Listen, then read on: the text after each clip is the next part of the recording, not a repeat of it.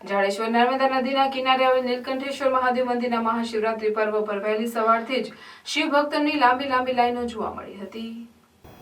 નીલકંઠેશ્વર મહાદેવ મંદિર પરિસરની બહાર મેળો જામ્યો હતો। આ મંદિરે સમગ્ર ગુજરાત જ નહીં પરંતુ મધ્યપ્રદેશ અને એમપી સહિત રાજ્યના પણ અન્ય રાજ્યના પણ શિવ ભક્તો આજે મહાશિવરાત્રી પર્વ પર દર્શનાર્થે ઉમટી પડ્યા હતા। સમગ્ર પરિસર ઓમ નમઃ શિવાયના નાદથી ગુંજી ઉઠ્યું હતું। શિવ ભક્તોએ ભોલેનાથના દર્શન કરી અભિષેક અને આરાધના કરી ધન્યતા અનુભવી હતી। ऐसा डमरू बजाया भोलेनाथ ने सारा कैलाश पर्वत मगन हो गया।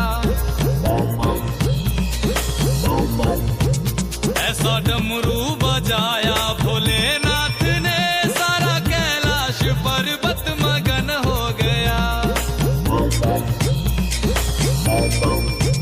सारा कैलाश पर्वत मगन हो गया। सारा कैलाश पर्वत मगन हो गया। सारा कैलाश पर्वत मगन हो गया। सारा कैलाश पर्वत मगन हो गया। ऐसा डमरू बजाया भोलेनाथ ने सारा कैलाश पर्वत मगन हो गया।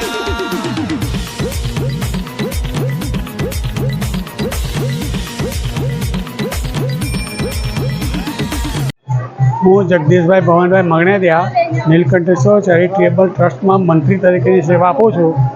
મહાશિવરાત્રિ પર્વ નિમિત્તે અહીંયા 50,000 માણસની આસપાસ ભક્તોની અવરજવર થાય છે અને 8 પ્રહરની પૂજા ચાલુ રહે છે।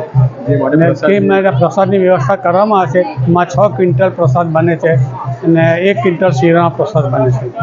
કઈ જગ્યાથી ભક્તો આવી રહેલા છે?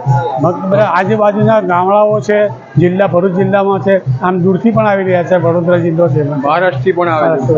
બસ કેટલા જણ દર્શન કરી રહ્યા છે? ઓછામાં ઓછા અત્યારે 25,000ની આસપાસ થઈ ગયા છે।